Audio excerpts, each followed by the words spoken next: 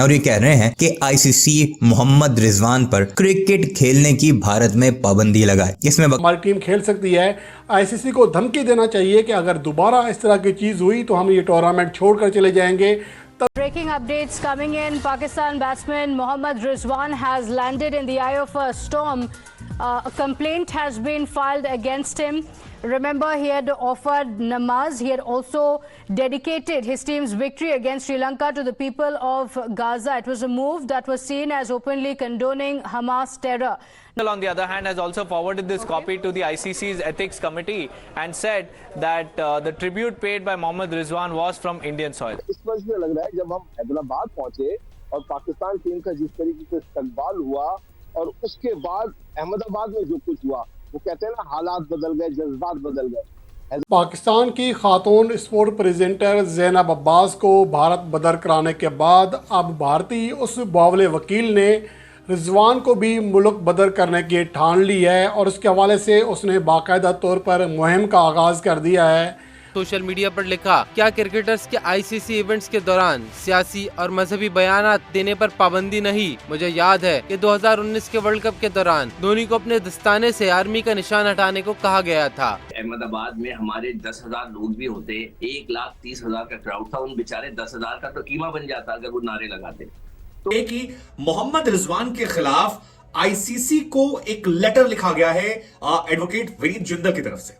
अब ने जो कि सुप्रीम कोर्ट ऑफ इंडिया के वकील हैं विनीत जिंदाल, उन्होंने मोहम्मद रिजवान के खिलाफ बाकायदा अब केस दर्ज कर दिया है न्यू दिल्ली के पुलिस थाने में। साथ ही साथ उन्होंने वही लेटर की कॉपी आईसीसी को भी भेजी है, भारतीय क्रिकेट बोर्ड को भी भेजी है। जो अब जिंदल वही शख्स हैं जिन्होंने ज़ैनब अब्बास को लेकर एक लेटर किया था और दिल्ली पुलिस से उन्हें अरेस्ट करने की मांग की थी। विनीत जिंदल ने अपने पोस्ट में लिखा है कि खेल की भावना को बरकरार रखने के लिए मोहम्मद रिजवान को क्रीज पर नमाज पढ़ने से रोकना चाहिए और नमाज वाले बात को लेकर यह मामला गया है। पॉलिटिकल टर्म्स में भारत इस वक्त वो लोग ज्यादा इस्तेमाल करते हैं जो राइट विंग आइडियोलॉजी से जुड़े हुए हैं, जो हिंदू आइडियोलॉजी को मानने वाले लोग हैं और जो खुलकर कहते हैं हिंदू राष्ट्र की बात करते हैं। अहमदाबाद में यार कम से कम अहमदाबाद का मैच ही हटवा देते, हैदराबाद वालों को जो है वो हम कोड ट्रेंड चलाया गया इंतहा पसंदों की तरफ से, वेल डन अहमदाबाद, जिसमें उन इंतहा पसंदों को जो पाकिस्तान को गालियां बकते रहे सरेआम लाइव मैच के दौरान, उन लोगों को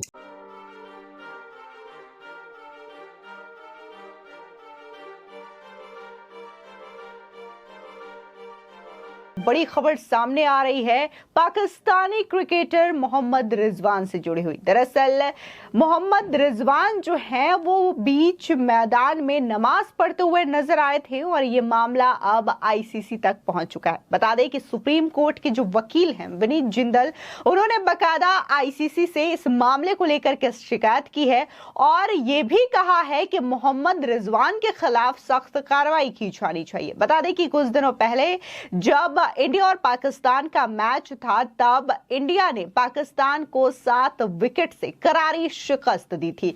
ये 8वीं दफा था जब इंडिया ने पाकिस्तान को इस तरीके से क्रीज पर धूल चटाया। लेकिन अगर बात हम इस तरीके से मोहम्मद रिजवान की करें तो मोहम्मद रिजवान लगातार सुर्खियों में बने हुए हैं, फिर चाहे वो अपनी सेंचुरी को गाजा और हमास के लोगों को समर्पित करने का मामला हो या फिर बीच मैदान में बीच क्रिकेट के दौरान नमाज पढ़ने का मामला हो। हर वक्त मोहम्मद रिजवान जो हैं वो सुर्खियों में छाए हुए हैं। दरअसल जब ये मैच हुआ था तब इंडिया जीती थी और पाकिस्तान जिस तरीके से हारा था, तो इस तरीके से खुन्नस तो थी ही पाकिस्तान में। लेकिन जब इंडियन फैंस ग्राउंड पे जय श्री राम के नारे लगा रहे थे तो इस चीज को लेकर के भी पाकिस्तानी मीडिया को कुछ ज्यादा ही आपत्ति देखने को मिली थी। बाकायदा पाकिस्तानी मीडिया ये कह रही थी कि मोहम्मद रिजवान को परेशान करने के लिए जय श्री राम के नारे पाकिस्तानी क्रिकेटर्स के सामने लगाए गए हैं और इसके खिलाफ बीसीसीआई और आईसीसी को जो है एक्शन लेना चाहिए। लेकिन अब दूसरी ओर देखने को मिल रहा है कि सुप्रीम कोर्ट के जो वकील है विनीत जिंदल, वो सीधे आईसीसी पहुंच चुके हैं और उन्होंने इस मामले को उठाया और ये कहा है कि मोहम्मद रिजवान ने खेल का अपमान किया है, खेल के नियमों का उल्लंघन किया है और आईसीसी को इसके खिलाफ सख्त कार्रवाई करनी चाहिए। मैं यहाँ पर उस वकील का नाम इसलिए नहीं ले रहा क्योंकि वो ये सब कुछ कर ही इसलिए रहा है कि सस्ती शोहरत मिल जाए, सोशल मीडिया पर उसका नाम आ जाए। इसके अलावा उसका कोई हल नहीं है। या तो आप मेरी बात लिख लें, ये दो ही चीज़ें हो सकती हैं, या तो उसे सस्ती शोहरत हासिल करने का नशा है, या फिर गुज़िश्ता दिनों भारत में बावले कुत्तू ने बहुत लोगों को काटा था, शायद उनमें से किसी का नतीजा हो सकता है। इसके अलावा कोई तीसरा हल नहीं है जो हरकतें उनकी जानिब से सामने आ रही हैं। अब मैं यहाँ बात करूँगा, सुप्रीम कोर्ट का ये वकील है, भारतीय इंतहा पसंद वकील, जिसने अब आईसीसी को बाकायदा तौर पर दरख्वास्त लिखी है, शिकायत की है मोहम्मद रिजवान ने नीदरलैंड के ख़िलाफ़ मैच के दौरान नमाज क्यों अदा की, और इसके अलावा ये भी कहा कि उससे पहले जो शिकायत की थी कि फ़लस्तीन के नाम अपनी फ़तह को, अपनी सेंचुरी को क्यों किया। मुझे समझ नहीं आ रही कि ये किस कदर के घटिया जहन का बंदा है और उसको फिर मीडिया कवरेज भी दे रहा है। ये इंतहाई हैरानकुन बात है कि भाई अगर कोई नमाज अदा कर रहा है, मैच में खलल तो नहीं डाला, ये हर किसी का अपना उसका फ़र्ज़ है, नमाज वो अदा करना चाह रहा है, तो इसमें आपको क्या तकलीफ़ हो सकती है। और अगर दूसरी बात ये है कि अगर ये कह रहे हैं कि खेल में मज़हब का किरदार नहीं होना चाहिए, तो मुझे बताएं जो मोहम्मद रिजवान को जय श्री राम के नारे लगा रहे थे, तो उनके ऊपर तो फिर पाबंदी लगनी चाहिए, पूरी भारतीय टीम के ऊपर है, भारतीय कौम के ऊपर, कि वो ग्राउंड में बैठने के काबिल नहीं है। ग्राउंड में बैठकर ये उल्टे सीधे नारे लगाते हैं, मजहबी रंग देते हैं। अगर ये इस तरह है तो फिर इस तरह सही है।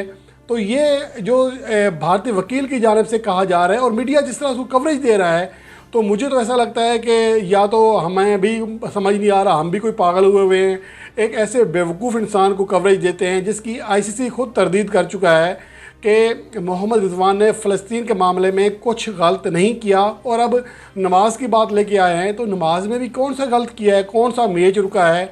ये शिकायत तो अगर अंपायर करता कि उनकी वजह से मैच में खलल पड़ा या मैच में ताख़ीर हुई, ऐसा कुछ नहीं हुआ, तो फिर ये भारतीय जो वकील है ये कौन होता है इस तरह के सवाल करने वाला। हमें तो पीसीबी के ऊपर हैरत हो रही है कि अभी तक बेगैरती करके बैठे हुए हैं। कम से कम एक सीधा जवाब दे उनको कि ये क्या तुमने लगाया हुआ है, और एक तुम्हारे तमाशा ही हैं, ग्राउंड में जय श्री राम शुरू कर देते हैं। अगर उनके पास मजहबी राइट है तो क्या रिजवान के पास नहीं है। और जहाँ तक फ़लस्तीन के नाम फ़तह करने का जो नाम करने की जो फ़तह नाम की है, तो उसमें तो आज कल राशिद खान ने भी यही किया। क्या राशिद खान के ख़िलाफ़ ऐसा करोगे? नहीं, ऐसा नहीं करोगे, क्योंकि उन्हें पता है कि ये हर किसी का राइट है। दर हकीकत उसने जो बुग़्ज़ है उस वकील के अंदर पाकिस्तान कौम के ख़िलाफ़, पाकिस्तानी प्लेयर्स के ख़िलाफ़, वो महज निकल रहा है। वहाँ का मीडिया भी कवरेज दे रहा है, वहाँ के कुछ जो लोग हैं, समाजी लोग हैं या पॉलिटिकल लोग हैं, वो भी कवरेज दे रहे हैं, इसको, इस बात को बढ़ावा दे रहे हैं। दर हकीकत ये बुग़्ज़ है। और इस तनाजुर में अब पाकिस्तान क्रिकेट बोर्ड को चाहिए कि इस तरह के मामलात अगर हुए तो, क्योंकि मामलात अब हमारे पास प्रूफ है कि हमारे साथ वहाँ मामलात हो रहे हैं, हमारी स्पोर्ट प्रेजेंटर को वहाँ से निकाल दिया गया, उनके खिलाफ शिकायत की गई, अब रिजवान के पीछे पड़ गए हैं। और जब हमारे खिलाड़ी ग्राउंड में जाते हैं तो उनके ऊपर हुटिंग की जाती है। घुटन के माहौल में किस तरह जो बेहसी है वो समझ से बालातर है कि ज़का अशरफ वहाँ बैठे क्या तेल लेने गए हुए, लगता है ऐसा है कि तेल अगर ले लिया है तो कोई बात भी कर ले क्रिकेट की।